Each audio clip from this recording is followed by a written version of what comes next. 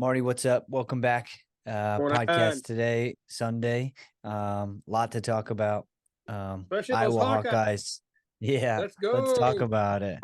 How was it? Like, I mean, what did you think about just overall? I mean, obviously we just watched it. Iowa won 18-14, right? Yep, Um 15,000 people sold out. It was wow. awesome. And all those coaches from Iowa State all wrestled for Iowa, but they just can't quite seem to figure it out yet. They're close to beating them. That's 18 in a row that Iowa's beat 18 wins. in a row. Yeah, that they beat them. It was great today, though. I mean, Dresser is doing an unbelievable job at Iowa State. I mean, they got some definite All Americans there. But I think I'm staying tonight that the Iowa Hawkeyes will have all 10 guys qualify for nationals. Okay. So how do you think that's gonna play out Oh, with that's I mean, Penn State's killing everybody, but yeah. I didn't think they were even in any hope to get a trophy. There's a chance they could get a trophy again. Yeah. We'll see. Well, that Patrick Kennedy, Yeah, I mean, but he about died though. he about died. I wonder what's going on, how much he's training and that type of stuff, because he looked good for the first two periods, and then He obviously the did. third period he kind of fell apart. But I thought that was actually a really good performance. That was, securing the duel. And Obviously the Gabe Arnold one was a good one, but just Patrick Kennedy yeah, definitely. obviously, but I mean that Patrick Kennedy was a 65 pounder last year, and he's at 70. Obviously, he's going to probably be at 74, and then Gabe Arnold's probably going to be an 84 pounder, and he's just going to have to put a little weight on and just have a good year. But who also impressed me was our 97 pounder, that Glazier kid from Minnesota. He looked good. Yeah. You know, Well, here's the question, because Arnold is in the lineup, but he's not for sure redshirted, right, or not. He's not for sure out of his red shirt, right. which is an awesome. I mean, I don't know how some of these rules stayed rules for so long, but just giving the guys the opportunity to try to, like, just to see where they're at instead Right. of feeling so committed to making it work. I know for a fact that impacted my wrestling season once in college, where you if you pull the red shirt, that's where you're going. So Yeah. you're not gonna, if there's a battle back and forth, you don't really have time to kind of wait out and see how it plays out throughout the season. But Oh, I think he's yeah, in the it's lineup. good. Yeah, he looks like he's gonna stay there, but Yeah. They it's said hard to say. Like, it's like shooting on a fire hydrant. yeah. Yeah, that's for sure. Like he seemed like he has some firepower. I mean, he was wrestling up a weight class, Yeah. and yeah, he looks pretty good. So now I don't know how much offense he has for Carter Starachi Well, though, yeah, but that's that. I because mean, we're not looking bad. We're looking like an All-American, eighth, seventh, eighth place. He could be. He just beat two yeah, All-Americans. He beat one at absolutely. 74, and then he beat a guy at 84.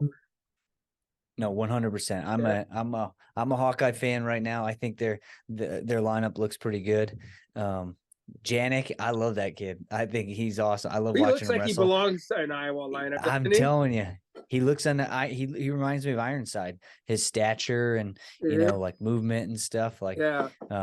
yeah, he's an Iowa guy, and he just somehow was not there right away. But Right. Caliendo, though, do you think it says he's number 5. He looks great. Like, I think he's an unbelievable wrestler, but man, is David Carr good. Isn't he though? Did you see that first Yeah. takedown? Yeah. I mean, he felt. I mean, it was just he couldn't even sprawl. It was. I mean, it was just incredible. And you know what else? Yeah. I think he's a great human being too. He just Which one? David Carr. I think he's a Oh, great, yeah. Yeah. I great think, human being. And he just he doesn't have an issue with anybody. I mean, some of those guys, when you get into Carver Hawkeye or into at Iowa State, it gets kind of heated. But he just seems to like smile and just kick the crap out of Iowa guys. yeah. No, but he's so slick. Like He is. he's got I mean, there's a big gap between him and the number 5 guy, which Right. is, I mean, time will tell to see where Caliendo finishes up within the Big Ten and ranking stuff. But I mean, I just don't see how he can bridge the gap. No, Carr is a guy that just has too much ability over him. And those guys that are those transfers that are from North Dakota State and the kid from Oklahoma State kind of understands it, but nobody understands the Big Ten until you get into the Big Ten and you wrestle all those dual meets. Then you go to the Big Ten tournament. And you just pray that you can win a couple of matches so you qualify. But yeah, I mean, it's good stuff. I mean, I was totally impressed. I was giving in. I already gave in. I said, Iowa State's finally going to beat them. And then all of a sudden, a couple of matches went the other way. And I'm like, all right. And I'll tell you what, what's his name from, what's the kid's name from Montini? Real Woods. Oh my God. I mean, was that not a takedown? No, the time was up. Are you sure? Time was, yes. But here's time was definitely. I didn't get to see that match, but hey, Dan, I heard that there was. Yeah, hey, how you doing? Well, welcome to the podcast. Dan McDane's, everybody. Got home and it's chaos. I'm probably going to be in trouble here because I'm trying to do this when I should be doing other things. But that's all right. Just run back and forth. We'll cover for you. Yeah, but and it's tough to see. But they, Burroughs kept saying, "Oh, why are they not challenging it?" So I didn't. In the car, it looked like it was 2. Yeah, what time ran? But Burroughs was saying a lot of things against Iowa. Today. You were your comment, and they got to find someone. I think at 33, Teskey's never been a guy for. Yeah, what the heck is that? He's never come through. But here's the other thing: you're the number 1 guy in Real Woods, and I understand that guy's tough, but I mean, man, you can't. I think when you wrestle those close matches, bad things happen. Totally. And it almost happened right there. Yeah. Well, the reality is like if you're wrestling a guy that is that good, he beat the Swiderski guy and still went down a weight class like that. Well, that guy's good. I don't know how good, but that could be a national finals semifinal match. Easily. Here's the thing though, you talked about Caliendo, who was a returning All-American. And Carr almost took fold, right? So you're telling me, and he's number 5. Like, but there's certain no he's got to get from some of these Iowa guys, man. They go out and there's no offense. One shot and. Which guy are you talking about? Well, how many shots? You're just talking Real Woods match. Woods, Voronovich, who I don't know if you call him an Iowa guy. He's an Okie State guy. Right. Franek at the end. I mean, there's another guy. Okay. I mean, well, here's the thing. The one give thing Kennedy credit. The guy wore himself out because he was being offensive, and I don't know what he has for a gas tank right now. And if he's really a 74. I mean, I guess I didn't necessarily see that fully because I mean, I didn't watch the Real Woods match. I was actually I didn't get back yet, but I saw that there was a close call or whatever. Oh, it was terribly close.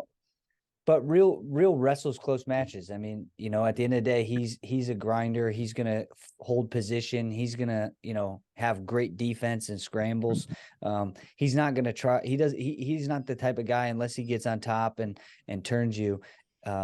He's not gonna take you down 20 times. You know what? The new rules. Right. Well, here's the thing too. That I don't think people realize.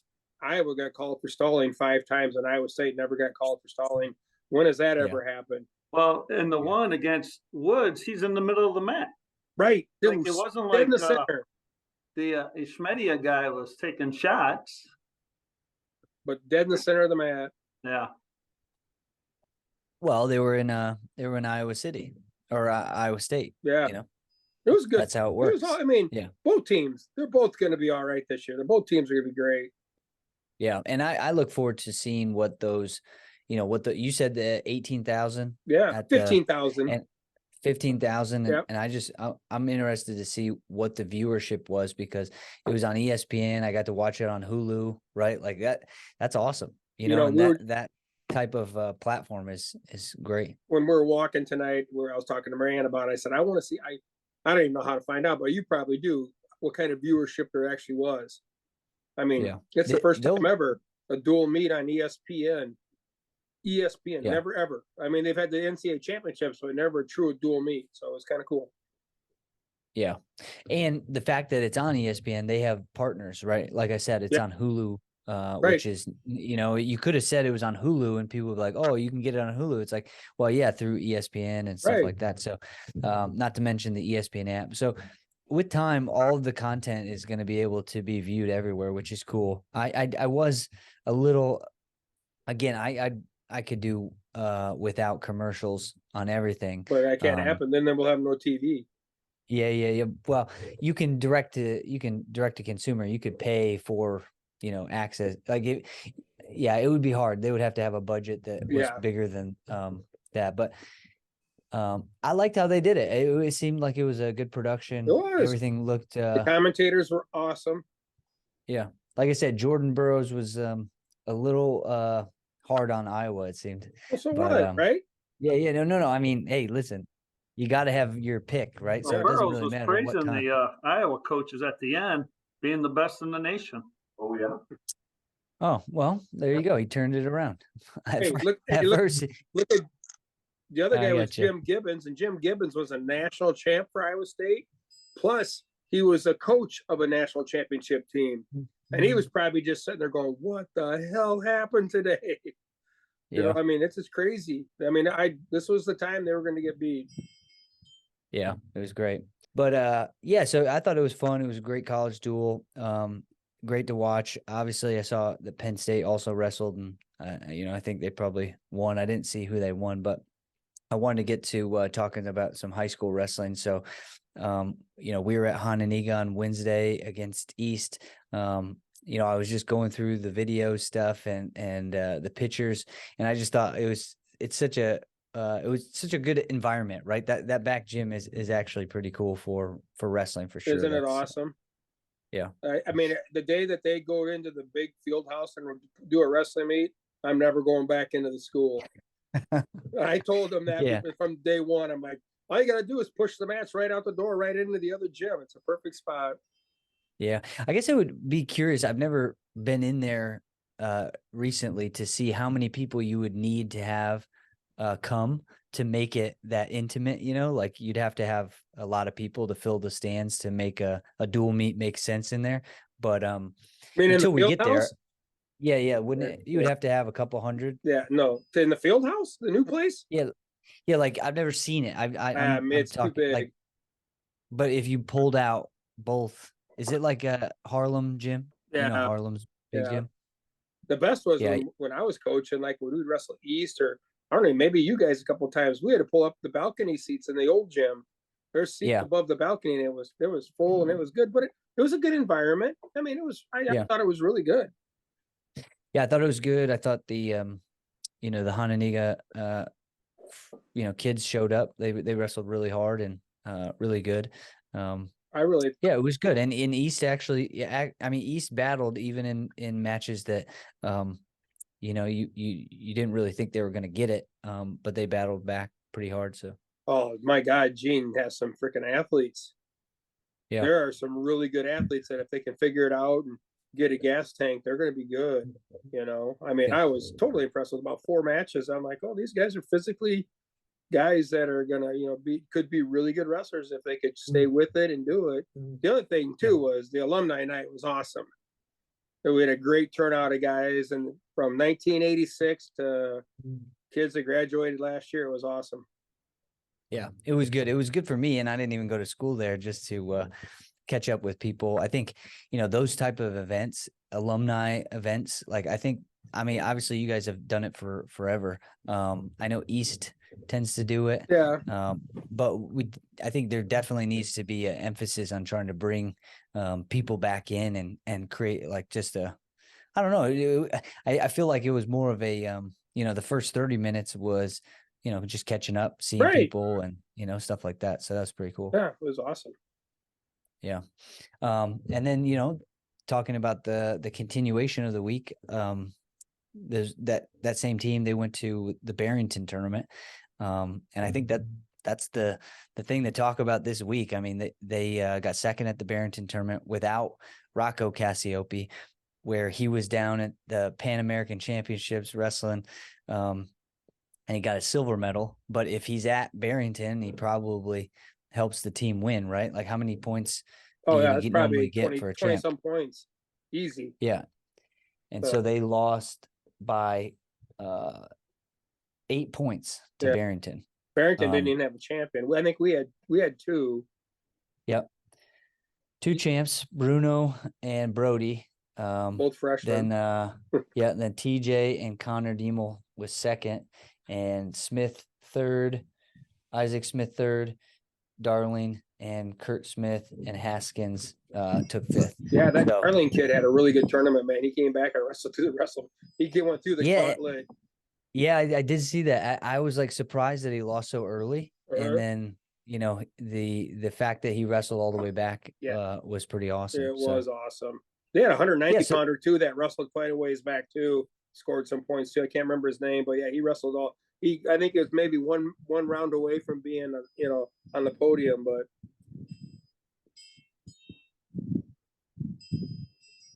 Let's see, who was it?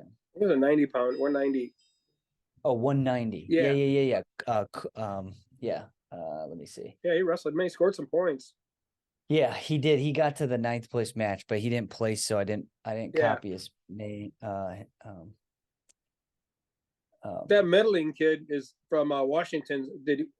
He's a sophomore, right? That TJ wrestled. Yeah, I believe so. Did he place? He must have placed last year. Medlin? Yeah. Yeah, I think so. Yeah. What was that, like a 3-1 match or?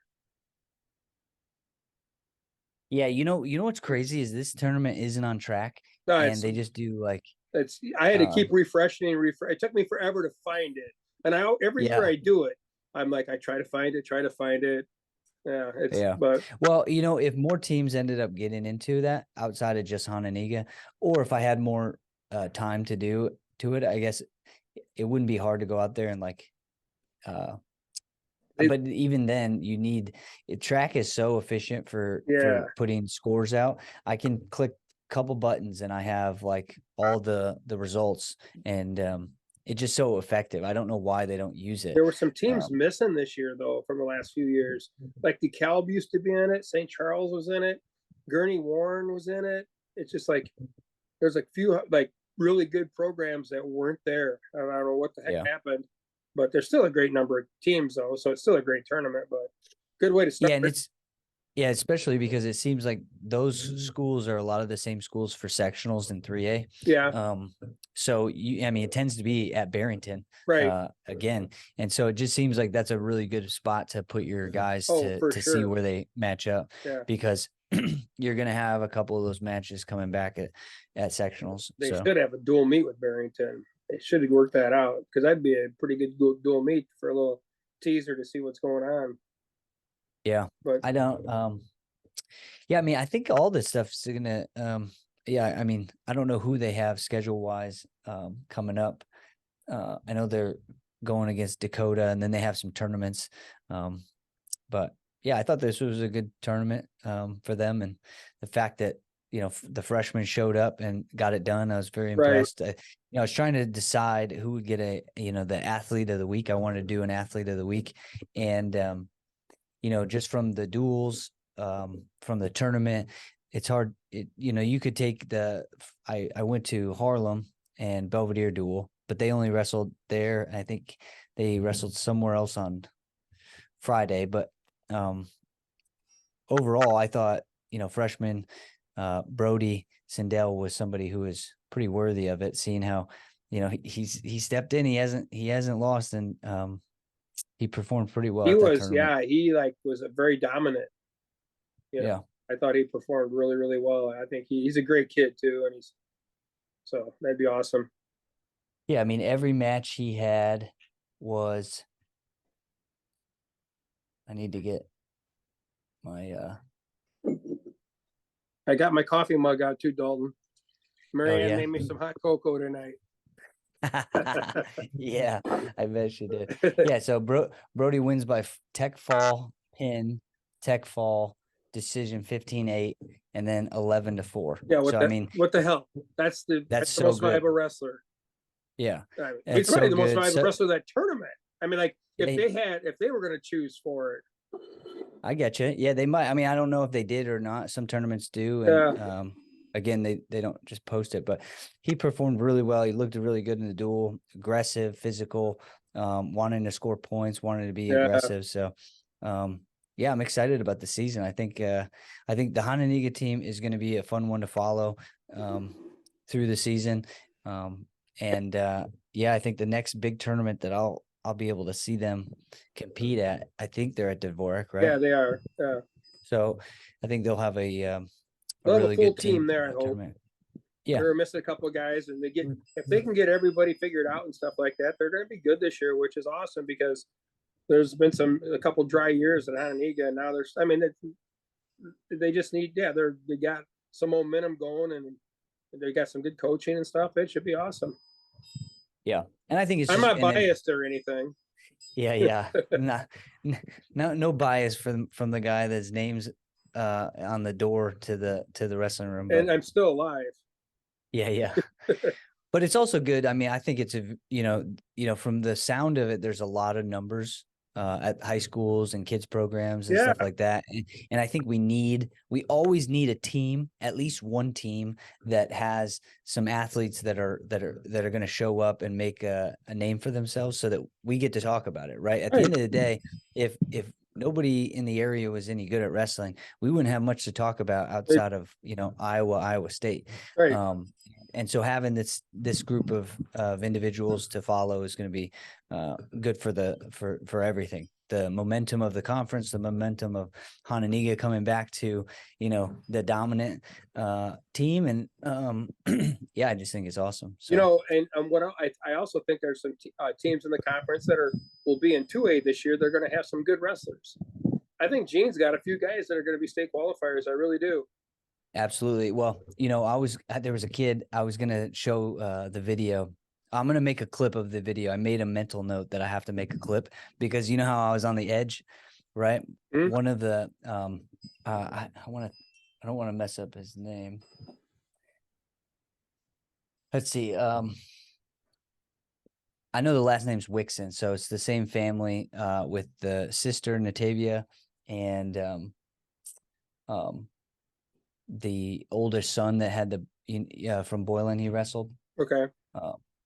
Dana Wixon at 144, but he wrestled Max Aranki in the duel, and Aranki was on the edge, and he grabbed him and he pulled him in, and he finished the match. So he pulled the guy in, and I was like, "This is aggressive." I mean, that's a mindset of a winner who wants to stay on the mat and wrestle as hard as possible and score as many points as possible. So, and that means that some nice coach in practice said, you know what, drag that guy back on the mat. Make Yeah. sure you get the two. Don't let him get off the mat. Yeah, or don't just try to chase him off the mat. Bring him back on the mat. Yeah, that's awesome. Yeah. So yeah, between him, obviously the heavyweight. I mean, we talked about the potential of being a close match, but man, he is good and very good at that underhook slide by. He's sneaky good. He know because I'm like, all right, we're gonna wear him down. We're gonna wear him down. I'm like, yeah, we're not wearing him down. You know, he just knows. He's been around and yeah. Will he be at heavyweight all year? You think he'll be? Well, he was so I don't know, right? So this is the question. Maybe I don't. Gene and the coaching staff will have a better answer. But last year he was at heavyweight and he was trying to get down to 220, and that's why he didn't make it to conference. And then he wrestled 220 in the state series, made it to state, and lost. And I think the match before placing, right? I would assume that he would go down. But he's going to go 215 now, though. Oh, it's 215. But I think I guess again, I don't know. I have no way to speculate. I just know that he made 220 last year, but I mean, he has really good hips awareness and stuff like that. You know, there's a couple moments where it looked like how about that rethrow? Smith. Yeah, that's what I'm saying. Like that. You can tell when somebody has those hips, the feel of that, like they're trouble, especially at the bigger weights, because those guys start moving and that momentum, you can't stop it. And if he can feel it, he can throw a lot of people on their backs. Yeah, so, for sure. Yeah, he's really exciting. Lee Smith, Dana Wixon, and Was that and there's a Wixon? couple others. Who was the kid that headlocked the Cassiope kid? Oh, that was Joseph Young. Now, he didn't wrestle last year at conference because of weight issues. Right. But yeah, he's experienced too, and we didn't get to see the Cannons. So they have two Cannon brothers, Donald Cannon and Malachi Cannon. Both are really good wrestlers. Donald is obviously a freshman state placer. Didn't get to wrestle last year. Broke, I think, his foot or finger or something. Well, you And should he's have back. for both of those, right? Broken foot or finger. What? Yeah, I don't know which one it was, but he had something wrong that they couldn't wrestle with it, or he couldn't wrestle with it. But either way, they're both really good wrestlers. And they were, out of the duel because of Thanksgiving. So the kid that wrestled the Cassiope kid that threw that headlock. Yeah, that that's Bruno, right? Yeah, he wrestled Bruno. Yeah, and that he hit that headlock on the edge of the mat. Well, it wasn't a headlock. It was double over. Whatever he hit, it was hard. It was deep. Yeah. And that shows you why Rocco are what they are. Because every other kid would have gotten pinned. He didn't care if his head was going to get ripped off. He didn't care. Any part of his extremities could have been ripped off and he was going to get out of it. I was totally impressed with him. Yeah, I mean, Bruno, just both the Cassiopes, but I mean, all of those kids are they've got something in their head. The one in the down in what are they? They're down in the where Panama? Yeah, Panama. He took second in both freestyle and Greco. Did you see him on the podium? I saw the picture. He looked like he wanted to kill somebody. It's like, what the hell? Yeah, I mean, that's what makes them winners. Those guys are happy. Yeah, and ironically, I saw Bruno after the match out in the hallway, and he was really upset. And I always remind kids it's okay to be upset. Like I like it. I like to see that you're bothered by that, right? Like why not? Right. That means you're gonna put in the extra work. Right. You're not gonna be lazy about it. You're gonna find a way to win. Right. So. Yeah, he recovered and he battled back, and then he I think he got the pin, right? Yeah, so, I think he did. So I mean, some of those matchups were fun for the duel. I don't know if they ever change this season, but I definitely think both Hononegah and East have some kids that are gonna be downstate at the end of the year. So that's for good. Sure. But yeah, so looking ahead this week, I'm gonna go to Rochelle practice tomorrow. And then I'm going to cover the Rochelle Lena Winslow Stillman Valley duel on Thursday. So on I think we're gonna have to go on a podcast. We're gonna have to record another podcast on Wednesday, not Thursday, just because I'll be gone all night. But I don't know for sure if I think that the East tournament is this weekend. The Giardini varsity invite. Let me see. Yeah, that's December 2nd. So that's what I got this weekend. I'm gonna go to Rochelle, cover Rochelle, Stillman Valley, Lena Winslow. That should be some three good duels. I think so. I think it's gonna be a first time I get to kind of go down there and see what their teams look like. And I know they have a couple tournaments coming up that they'll be in. So I'll at least know who the wrestlers are and have a little bit better understanding of. Hononegah's at the Mega Duels this weekend. Okay, that's back in. It's out. I think it's in the Aurora, St. Charles. There's a bunch of teams. There's like 8 teams. Yep, St. Charles East. Yeah. Oh, that's going to be a good one. It's going to be really good. They're going to see state champions, state championship team, St. Charles. Right. So that'll be interesting. It's kind of ironic. So back in the 90s, we were getting way better. So I started looking for teams to wrestle in Chicago, and a lot of them said, no, we don't want to wrestle you. Well, St. Charles wanted to. So we wrestled them in a duel. And that was the year like when the Potter boys were there. And I think when they went to sectionals, I think they had 6 guys ranked number 1 in state. And I don't know if they had any state champs that year, but when we wrestled them in a dual meet, we won 2 matches. No, 3. Russell Vanderheiden was a freshman. He won. Brad Lynn won, and Kevin Sellover against them. They were so good. But then we kept myself and one of the Rudikers was the coach at the time there. We're like, we need to build this up and give it a name. So we started calling other teams, and we came up with the Mega Duels. So nice. Yeah. So you helped originate that weekend tournament, so it's just weekend duels. How many duels do you get in? 3 or 4. It's like they kind of run it like a tournament. Yeah, but you can't run. Well, isn't it changed now too? Now, because now you can do up to 5 duels in a day or something. Yeah, 5 matches in a day. Yeah, which is so good. I mean, when you look at what a tournament is, you're really just trying to create a difficult environment for them to compete in, right? And like having 5 in a day is all good, especially because you're always trying to balance, like, the purpose of the duel is, of course, to win, but really you're trying to put yourself in a position to, wrestle the way that you want to wrestle against elite competition. Right.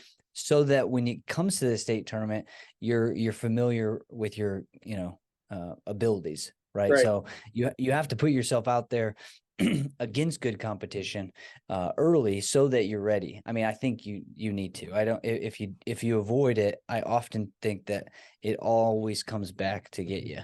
And that's why, like, when I was younger, I mean, I always looked forward to if we had a duel with somebody a weight class above me, it was my opportunity to wrestle a good match. I was not looking for an easy match.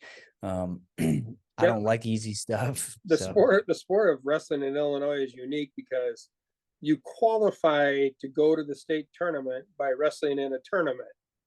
But when you qualify for the dual meet state tournament by qualifying through an individual tournament, and you have to score the most points. Well, it'd be great somehow if you could just wrestle duels and work your way up to a state title, but it'll never happen because there's just not enough time in the sport. But I mean, it's kind of like I always thought it was weird that, well, to qualify for a dual sectional, we have to win the regional.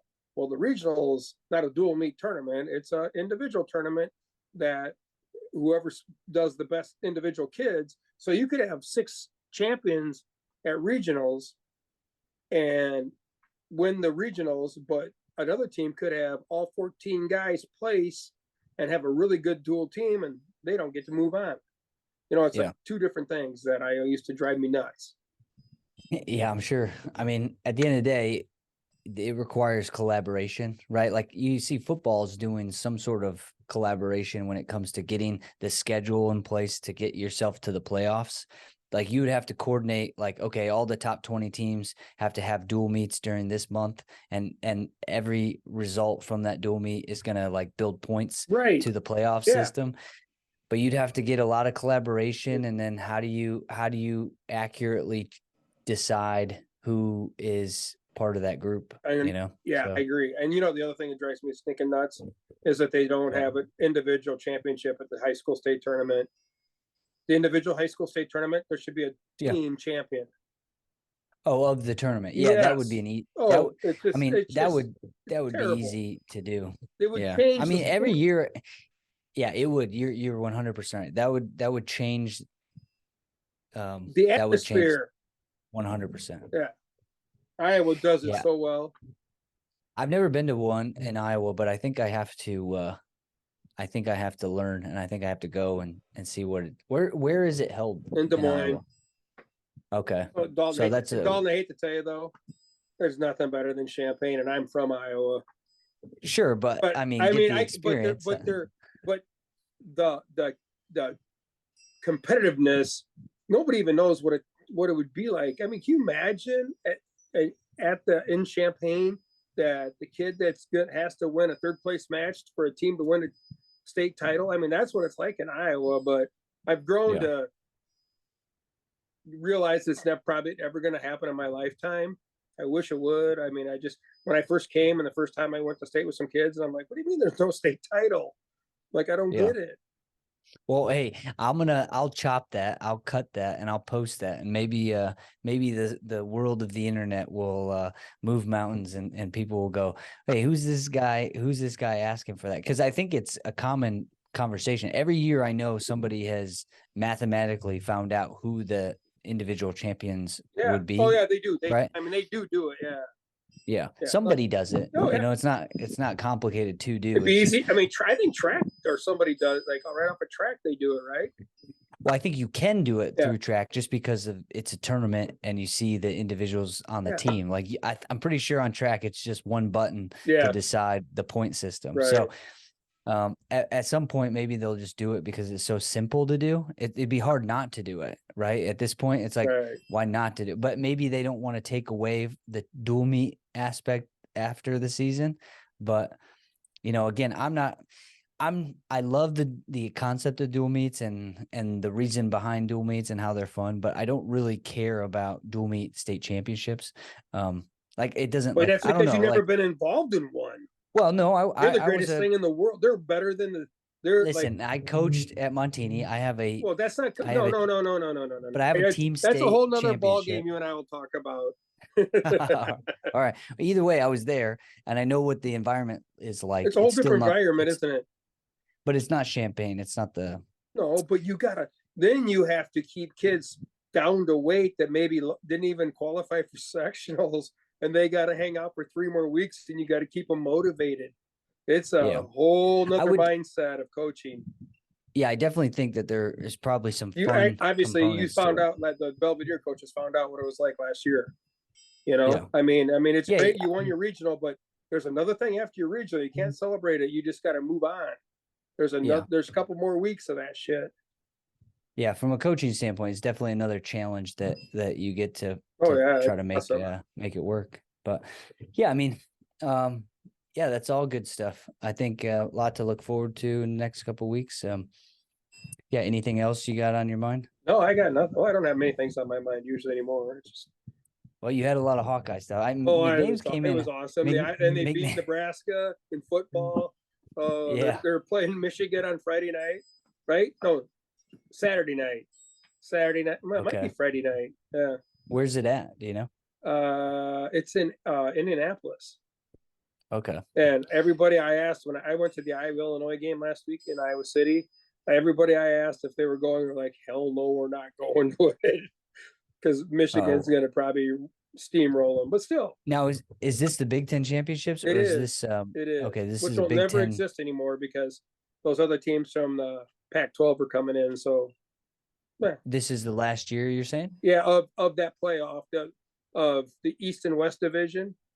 Okay. The West division this year is not very good, and the East has like Michigan, Ohio State, Penn State. Yeah, so yeah.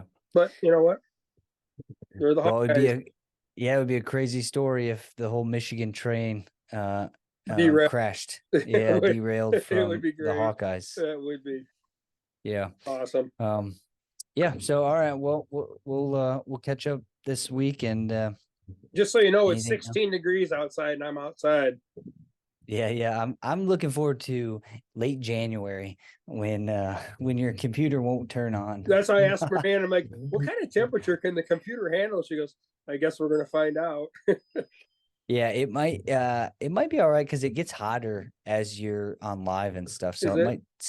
Yeah, I don't know though. But when it gets cold, I might advise you to take the electronic inside. I'm not doing it. Then what am I going to do? I'll have to use a carrier pigeon to communicate with you.